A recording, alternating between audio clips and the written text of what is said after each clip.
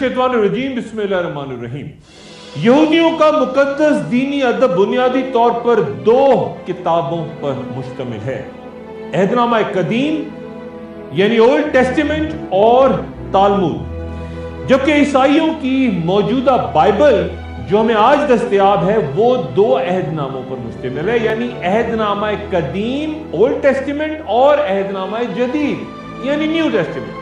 गोया हजरत मसीह की बिशारतों यानी उनकी आमद से मुतल्लिक पेशगोइयों के लिए ईसाई अहदनामा कदीम यानी ओल्ड टेस्टामेंट को भी बाइबल या अंजील में शामिल कर लेते हैं। ये बात भी ज़हन में रहे कि पूरी बाइबल पूरी अंजील में लफ्ज़ अंजील या बाइबल इस्तेमाल नहीं हुआ, और पहली बार ये लफ्ज़ गालिबन 9वीं सदी ईस्वी में सामने आया। लेकिन ये बात ज़हन में रखना जरूरी है कि बहुत से हजरात गलती से अहदनामा कदीम या ओल्ड टेस्टामेंट को तौरात कह देते हैं, जबकि तौरात अहदनामा कदीम की पहली 5 किताबों जिन्हें खम्से मूसी भी कहा जाता है सिर्फ वो है।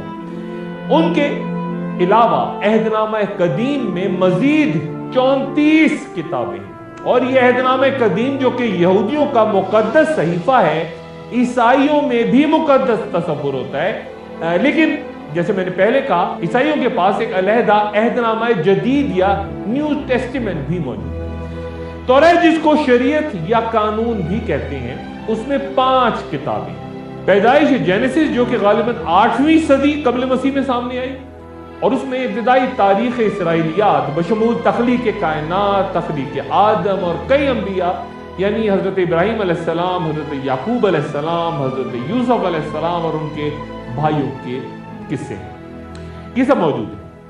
दूसरी किताब तौरात में खरूज या एक्सोडस कहलाती है, क्योंकि उसमें बनी इसराइल के मिस्र से सफर और फिर उनके सहराए सीना में भटकने और फिर शरीयत अता किए जाने का जिक्र है, और इसमें हजरत मूसा अलैहिस्सलाम के अहकाम शरई या 10 कमांडमेंट्स का भी जिक्र है। तीसरी किताब तौरात की एविडिकस या अहबार कहलाती है, और जिसमें हजरत याकूब अलैहिस्सलाम के बेटे लादी के वो कई मामलात की तशरीह है। जबकि चौथी किताब नंबर्स या गिनती या आदाद कहलाती है, और उसमें बनी इसराइल के आदाद व शुमार और शजरे बयान। और 5वीं किताब ड्यूटेरोनोमी या इस्तश्ना कहलाती है, और उसमें तमाम अहकामात और कवानीन जो पिछली किताबों में है वो दोहराए गए हैं, और हजरत मूसा अलैहिस्सलाम की वफात का भी जिक्र है। इन 5 किताबों को गोया तौरात कहते हैं।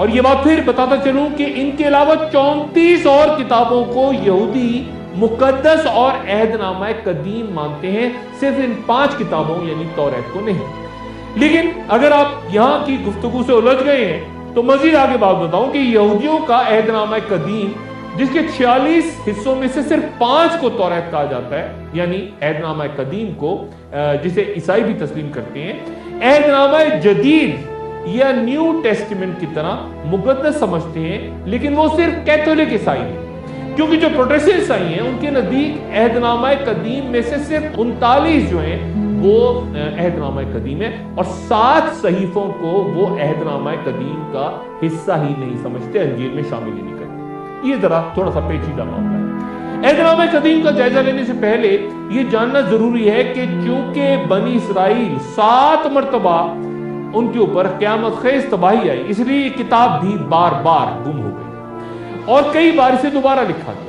और उसी तरह जिस तरह बनी इसराइल के 12 कबीले ही कहीं तारीख में गुम हो गए और अब तक उनकी तलाश जारी है, लॉस्ट ट्राइब्स जिनका पहले मैं जिक्र कर चुका हूं। यहूदियों के कत्ल, उनकी इबादतगाहों की तबाही और मुकद्दस सहीफों के जलाए जाने के बाद यह नतीजा निकला कि अहदनामा कदीम भी महफूज नहीं रहा, और मौजूदा अहदनामा कदीम बहुत बाद में लिखा गया, और जैसा मैं पहले भी कह चुका हूं कि उसे 7वीं सदी ईस्वी में मुरतब किया गया, और जिन लोगों ने उसे मुरतब किया उन्हें मसूराई कहते हैं, जिन्होंने वो मुसव्वदे जिन्हें बोसीदा या नाकिस पाया उन्हें अच्छी तरह जांचने के बाद ज़ाया कर दिया। इन तमाम तबाहियों के दौरान असल नुस्खों का खात्मा हो गया, और हर फिरके ने बाद में अपने मफाद और नजरियात के मुताबिक तौरात में कमी पेशी। जबान भी बदलती रही, कभी इब्रानी, कभी रोमी, कभी यूनानी।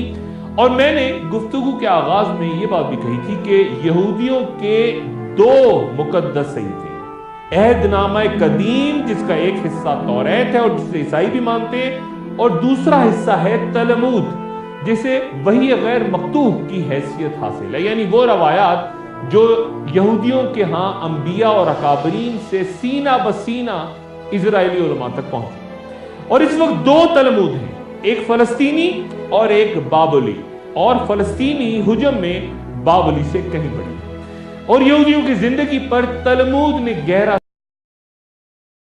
تلمود ہی زیادہ عام ہے توریت سے۔ یہودی کہتے ہیں کہ جس نے تلمود کی تعلیم سے بے اتنائی برتی اور صرف توریت میں مصروف رہا وہ نجات نہیں پا سکتا اور اس کا کوئی خدا نہیں۔ لیکن جس طرح اسلام ہمیں اللہ تعالیٰ کی اطاعت کا درس دیتا ہے اور پھر سکھاتا ہے کہ کس طرح اللہ کی رضامندی اور خوشنودی حاصل کی جا سکتی ہے، یہودیوں کے ہاں خدا کا تصور توریت میں کچھ اس طرح سے ہے۔ خداوند انسان کو اس سرزمین پہ پیدا کر کے پچھتایا اور کہا کہ میں نے جس انسان کو پیدا کیا نہ صرف اسے بلکہ حیوان اور پرندوں تک کو ہلاک کر دوں گا کیونکہ ان کے بنانے سے میں دکھی ہوا۔ گویا توریت کے مطابق خدا بھی کوئی کام کر کے انسانوں کی طرح پچھتاتا ہے، اور جہاں تک ان کا یہ کہنا کہ عقیدہ توحید یہودی عقائد کا ایک جزو ہے، تو اس کے بارے میں قرآن شریف نے اس بات کی سختی سے نفی کی، اور یہود کہتے ہیں حضرت عزیر علیہ السلام اللہ کے بیٹے ہیں، وقالت یہودا عزیر ابن اللہ۔ گویا صرف اسلام ہی وہ مذہب ہے جو عقیدہ توحید کو خالصتاً بیان کرتا ہے۔ دنیا میں کوئی مورخ یا ماہر اسرائیلیات آج تک یہ دعویٰ نہیں کر سکا کہ عہد نامہ قدیم یا توریت اپنی درست حالت میں موجود ہے، جبکہ قرآن مکمل اصل صورت میں قیامت تک موجود رہے گا، کتابی شکل میں بھی اور کروڑوں انسانوں کے سینوں میں بھی۔ ایک اور بات اہم یہ ہے کہ مسلمانوں پر اس حقیقت کے باوجود کہ قرآن کے سوا باقی الہامی کتابیں وقت کے ساتھ ساتھ ترامیم کی نظر ہو گئی، ہر کتاب کی مکمل عزت اور تکریم لازم ہے، لیکن یہودی صرف توریت یعنی انجیل و قرآن شریف کو تسلیم نہیں کرتے، اور اسی طرح عیسائی توریت اور انجیل کو تو مانتے ہیں لیکن قرآن شریف کو نہیں مانتے، جبکہ مسلمان سب کتابوں پر ایمان رکھتے ہیں۔ یہودیت ایک نسلی مذہب ہے، یعنی یہودی ہونے کے لیے ماں اور باپ کا یہودی ہونا ضروری ہے، کوئی دوسری قوم یا مذہب کا شخص یہودیت قبول نہیں کر سکتا، اور ان کے مذہب میں کوئی دوسرے مذاہب سے شادی بھی نہیں ہو سکتی۔ ان کی ریاست اسرائیل دنیا کا واحد ملک ہے جس کا نام حضرت یعقوب علیہ السلام کے نام پہ ہے، اور تاریخ میں یہ قوم نہ صرف بخت نصر، فرعونوں، اہل فارس، مسلمانوں، عیسائیوں، جرمنز، عربوں، یہ سب سے ہی لڑتے رہے، ٹکراتے رہے، لیکن تمام تر دشواریوں کے باوجود ایک قوت بن کے بار بار ابھرتے بھی رہے، اور اسی لیے وہ اپنے آپ کو اللہ کے پسندیدہ بندے یا چوزن پیپل کہتے ہیں۔ کسی پچھلی نشست میں یہ بات کہہ چکا ہوں کہ یہودیوں کا حضرت داؤد علیہ السلام اور حضرت سلیمان علیہ السلام کے دور میں تعمیر کردہ ہیکل سلیمانی بخت نظر بادشاہ نے تباہ کر دیا اور تابوت سکینہ کو وہ ساتھ رہ گیا، تو جو کہ آج تک نہیں ملا۔ اس عمارت کو فرسٹ ٹیمپل کہتے ہیں، اور اسی مناسبت سے آج دنیا میں فری میسنز، جن کا تفصیلی ذکر آئندہ کروں گا، اپنی عبادت حضرت سلیمان علیہ السلام کی طرز پہ کرتے، اپنے اجتماع کی جگہوں کو لاجز یا پھر ٹیمپلز بھی کہتے ہیں۔ پھر دوبارہ تعمیر ہوتے ہیکل سلیمانی کو رومن بادشاہ ٹائٹس نے تباہ کر دیا تھا، یہ بات بھی پہلے بیان ہو چکی ہے، اور اس کی چند باقیات بشمول ایک دیوار گریہ مقدس ترین دیوار کے طور پہ آج یہودیوں کے لیے موجود ہے۔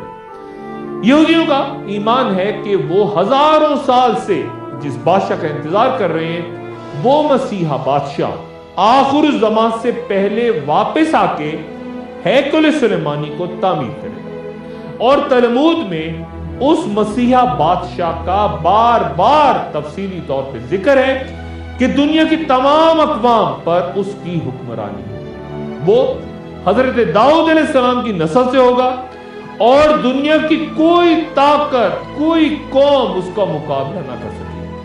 تمام یہودی اس کے دور میں ارض مقدس واپس آ جائیں گے، اور دنیا سے بھوک، افلاس، ناانصافی اور قتل و غارت کا مکمل طور پہ خاتمہ ہو جائے گا، ایک پرامن دنیا ہوگی، یہودی کہتے ہیں۔ تلمود کے مطابق وہ مسیحا بادشاہ مردوں کو زندہ کرنے کی قوت بھی رکھے گا اور وہ امن کا پیامبر ہوگا۔ اس کے دور میں تمام اسلحہ دنیا سے ختم ہو جائے گا۔ یہ میسینک ایج کہلاتی ہے، مسیحا کی دنیا، مسیحا کا زمانہ۔ اور یہودیوں کا یہ بھی کہنا ہے کہ ان کے بہت سے عمل مسیحا بادشاہ کی جلد دنیا میں آمد کو تیز کر سکتے ہیں، اور مستقبل میں ان کے ہاتھوں تعمیر ہونے والے تیسرے ہیکل سلیمانی یا تھرڈ ٹیمپل کے باقاعدہ نقشے تک یہودی تیار کر کے بیٹھے، جو کہ مسجد اقصی کی جگہ تعمیر ہوگا۔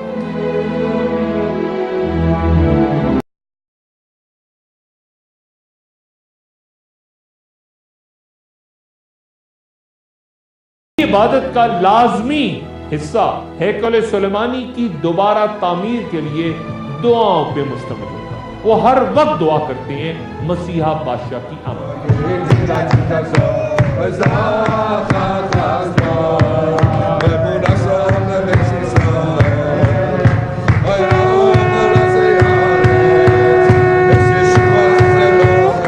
اور بیشتر ماہرین اسرائیلیات اپنے کیلنڈر کے مطابق باقاعدہ ایک وقت بیان کرتے ہیں جس دوران ان کے مسیحا بادشاہ نے آنا ہے۔ یہودیوں کا کیلنڈر عبرانی زبان میں اینو موندائی کہلاتا ہے، اور یہ اس وقت سے شروع ہوتی ہے جب ان کے عقائد کے مطابق دنیا وجود میں آئی تھی، یعنی تقریباً 6000 سال پہلے۔ اور تبھی اینو موندائی کی مناسبت سے اس وقت آج یہودی کیلنڈر 5776 AM ہے، کیونکہ یہ کیلنڈر یعنی دنیا کی تخلیق کا وقت 3761 سال قبل مسیح بیان ہے۔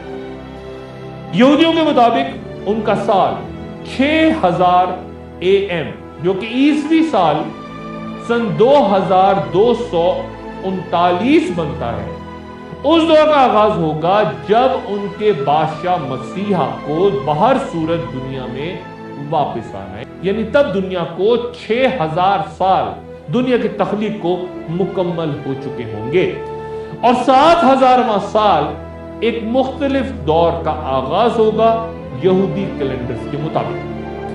یہودیوں کا مقدس دن ہفتہ، سیٹرڈے یا یوم سبت بھی ہر 6 روز کے بعد وہ دن ہے جب تخلیق کائنات کے دوران آرام کا دن تھا، 7واں دن۔ گویا 7ویں دن کو، 7ویں ہندسے کو اسرائیلیات میں اہمیت حاصل ہے، اور 7واں 1000 سال کا آغاز وہی بہت اہم ہوگا، اور تبھی وہ دور شروع ہوگا یہودیوں کے مطابق جب ان کے مسیحا بادشاہ نے دنیا میں آنا ہے۔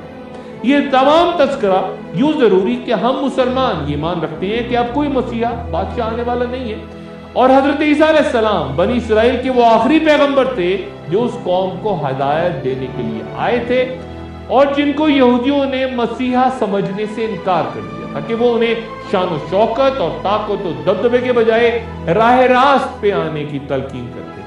وہ حضرت عیسیٰ علیہ السلام کو سولی تک لے گئے، اور اب جس شخصیت کا بنی اسرائیل کو انتظار ہے وہ دعائیں کرتے ہیں کہ وہ ہیکل سلیمانی کو تعمیر کر کے دوبارہ ان کی گمشدہ عظمت کو بحال کرے گا، اور ایک کیلنڈر بنا کے سامنے اسے دیکھتے رہتے ہیں۔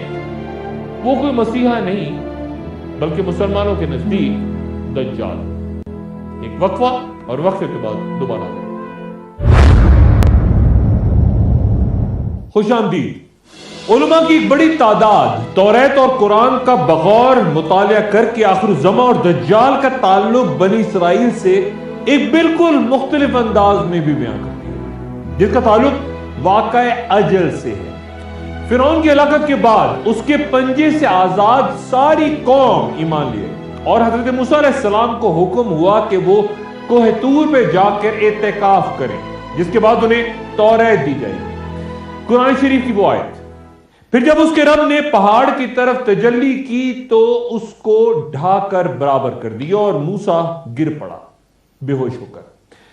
یہی موقع تھا جب اللہ تعالیٰ نے حضرت موسیٰ علیہ السلام کی میقات 30 روز سے بڑھا کے 40 روز کر دی، لیکن اس دوران جب وعدے کے مطابق 30ویں دن کی شام تک موسیٰ علیہ السلام واپس نہ آئے تو قوم میں یہ افواہ پھیل گئی کہ یا تو موسیٰ علیہ السلام وفات پا گئے یا کوہ طور پہ اللہ نے انہیں رد کر دیا، جس کے بعد وہ غم زدہ ہو کر کہیں چلے گئے۔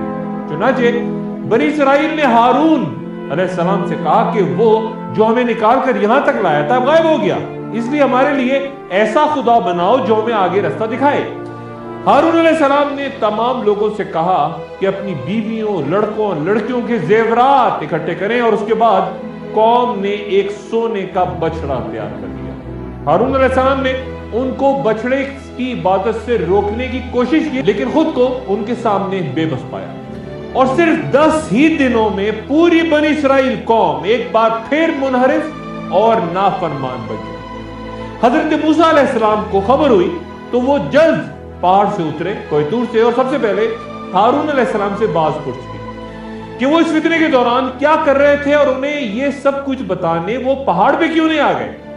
جب ہارون علیہ السلام نے انہیں حالات کی پیچیدگی سے آگاہ کیا تو حضرت موسیٰ مطمئن ہوئے، اور پھر انہوں نے ہارون علیہ السلام اور دیگر مومنین کے لیے دعا کی۔ لیکن جرم یعنی بچڑے کی پوجا کی سزا کے طور پر بنی اسرائیل کے ہزاروں افراد موت کے گھاٹ اس طرح اتر گئے کہ انہوں نے خود ایک دوسرے کو قتل کر ڈالا۔ اس واقعے سے متعلق کئی یہودی اور مسلمان علماء کئی سوالات اٹھاتے ہیں، مثلا یہ کہ آخر ان 10 دنوں میں ایسا کیا ہوا کہ ساری ہی قوم نافرمان ہو گئی۔ ایک بار پھر بچڑا کس نے اور آخر کیسے بنایا، اور پھر موسیٰ علیہ السلام نے قوم کو اتنی سخت سزا کیوں دی، اور اگر وہ شخص جس نے کئی روایات کے مطابق بچڑا بنایا تھا تو اس سے حضرت موسیٰ نے کیوں چھوڑ دیا؟ قوم کو تو سزا دے دی گئی، لیکن بچڑا بنانے والا کیسے بچ نکلا؟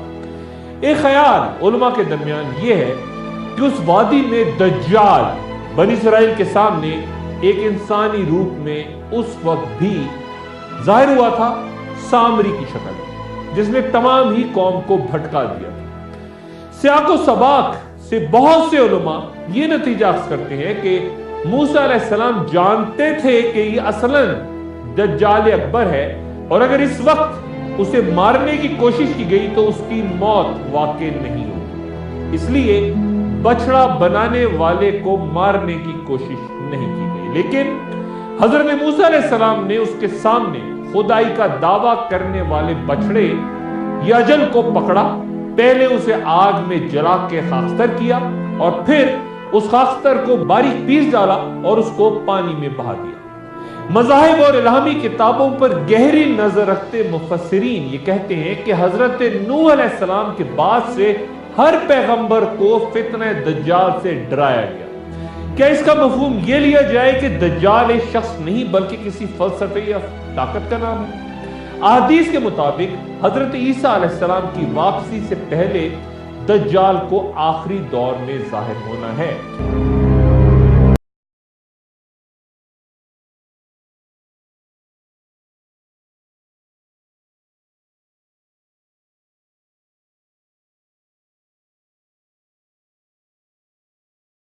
عام سوال یہی کہ کیا وہ بطور ایک انسان کہیں موجود ہے جو اس سے پہلے بھی ظاہر ہوتا رہا، جیسا کہ حضرت موسیٰ علیہ السلام کے دور کا بیان ہوتا ہے، اور آخر الزمان میں ایک بار پھر بڑی حیثیت میں ظاہر ہوگا؟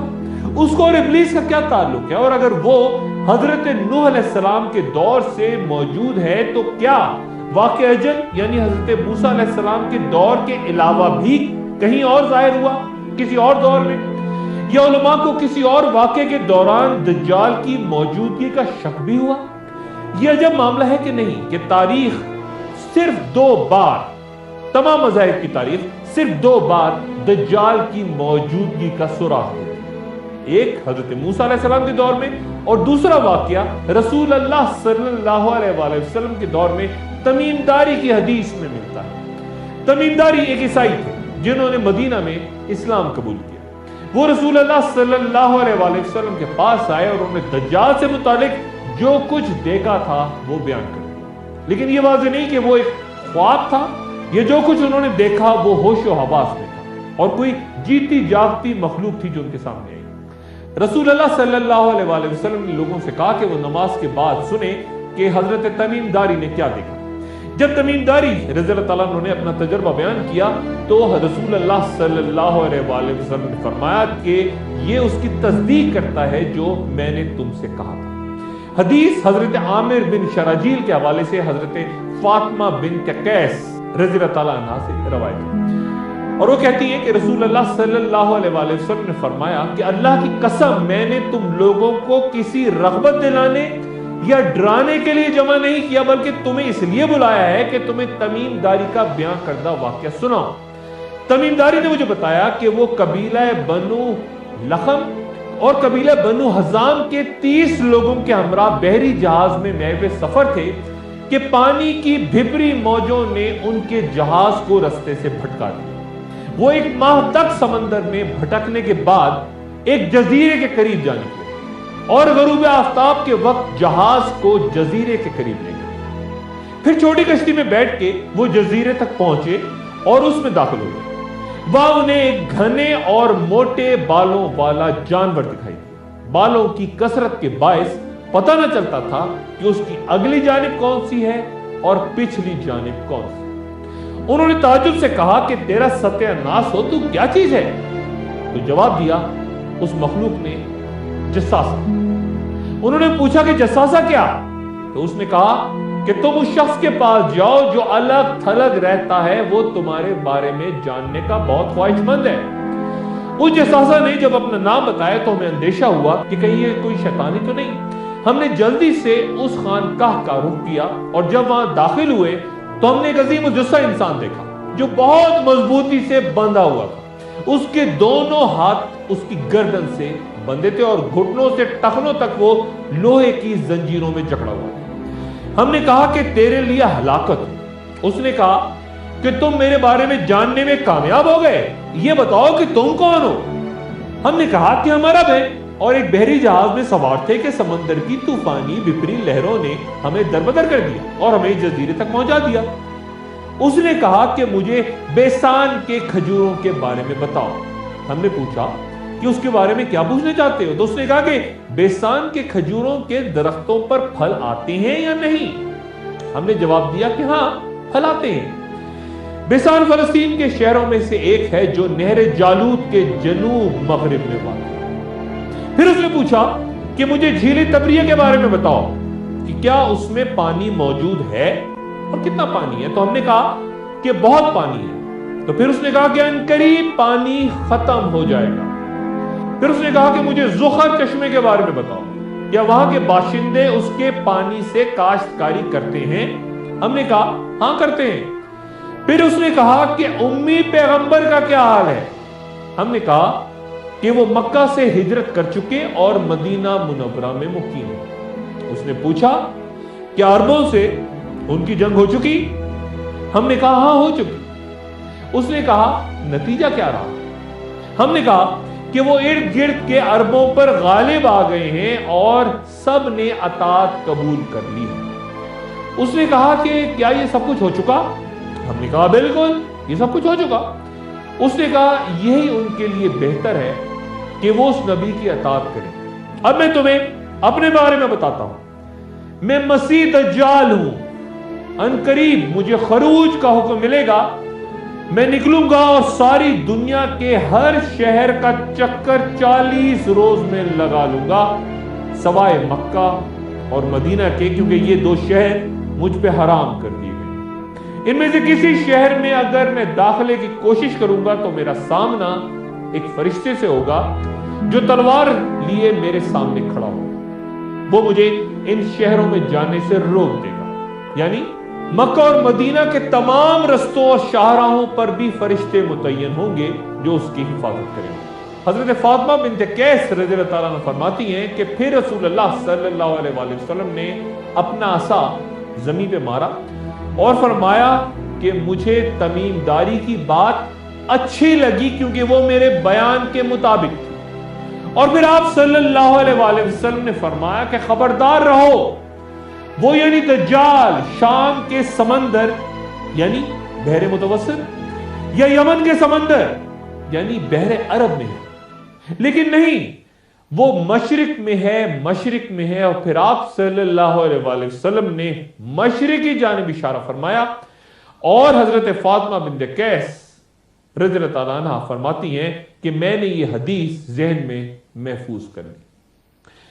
تو کیا دجال کسی ایسے جزیرے میں ہے جو کہ مدینہ منورہ کے مشرق میں، یا پھر ان سمندروں میں جو کہ مختلف جگہوں پہ بیان کیے جاتے ہیں، اور کیا وہ جزیرہ جس کا ذکر ہوا یہ بھی کہیں ان سمندروں میں؟ ایک وقفہ اور وقفے کے بعد دوبارہ حاضر۔ خوش آمدید۔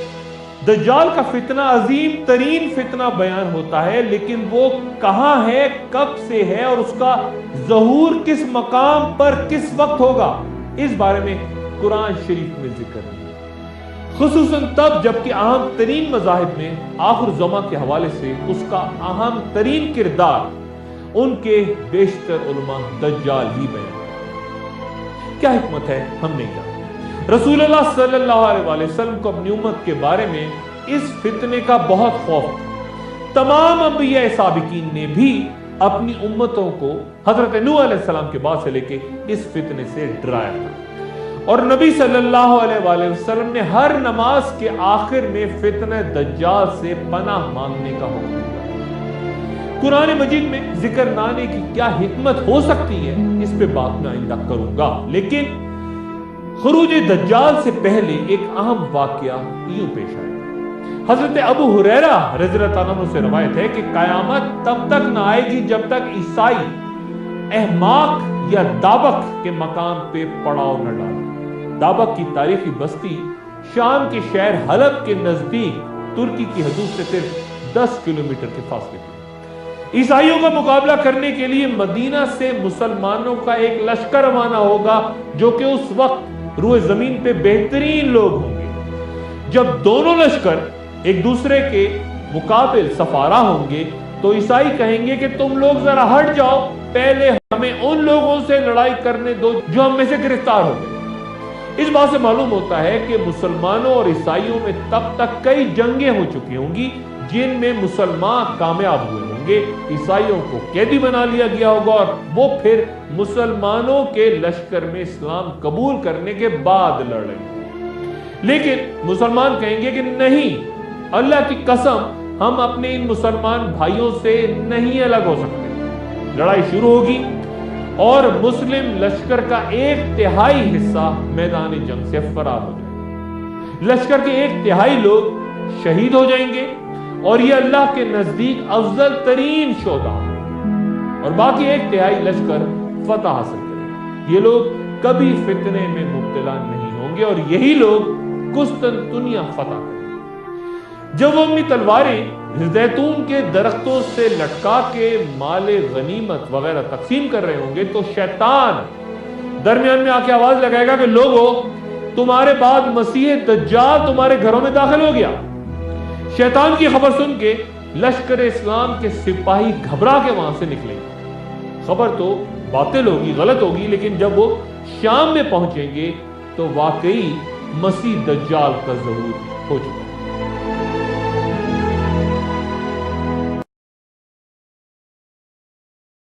امامہ باہلی رضی اللہ تعالیٰ عنہ سے روایت ہے کہ خروج دجال سے پہلے 3 سال بہت سختی اور شدت کے ہوں گے۔ لوگ ان سالوں میں خوراک کی شدید قلت کے شکار ہوں گے۔ پہلے سال اللہ آسمان کو حکم دے گا کہ وہ اپنی 1/3 بارش روک دے، اور زمین کو حکم دے گا کہ وہ اپنی 1/3 پیداوار بند کر دے۔ پھر اگلے سال آسمان کو حکم ہوگا کہ وہ اپنی 2/3 بارش روک لے، اور زمین کو حکم ہوگا کہ وہ اپنی 2/3 پیداوار بند کر دے۔ اور پھر تیسرے سال آسمان کو حکم ہوگا کہ وہ اپنی ساری بارش روک لے، اور زمین کو حکم ہوگا کہ وہ اپنی ساری پیداوار بند کر دے۔ نتیجہ یہ نکلے گا کہ آسمان سے بارش کا ایک قطرہ نہ گرے گا اور زمین سے کچھ پیدا نہ ہوگا۔ روئے زمین پہ جتنے بھی سایہ دار درخت ہوں گے وہ تباہ و برباد ہو جائیں گے، سوائے ان کے جن کو اللہ بتائے گا۔ لوگوں نے سوال کیا کہ یا رسول اللہ، پھر لوگوں کا ذریعہ معاش کیا ہوگا؟ تو آپ صلی اللہ علیہ وآلہ وسلم نے فرمایا کہ وہ لا الہ الا اللہ अल्लाह अकबर और अल्हम्दुलिल्लाह कसरत से पढ़ेंगे, यही उनके लिए खुराक का काम करेगा। ये दज्जाल के ज़हूर से पहले होगा, जो कहीं मौजूद है, लेकिन कहां हम नहीं जानते। मदीना के मशरिक में किस तरफ, या किसी जजीरे में, किसी समंदर में, कौन सा जजीरा, क्या बरमुदा ट्रायंगल? गुफ्तगू का सिलसिला जारी रहेगा। अपने दोस्तों, रिश्तेदारों, गिरदो नवाह के लोगों का सबका ख्याल रखिएगा। अल्लाह हाफ़िज़।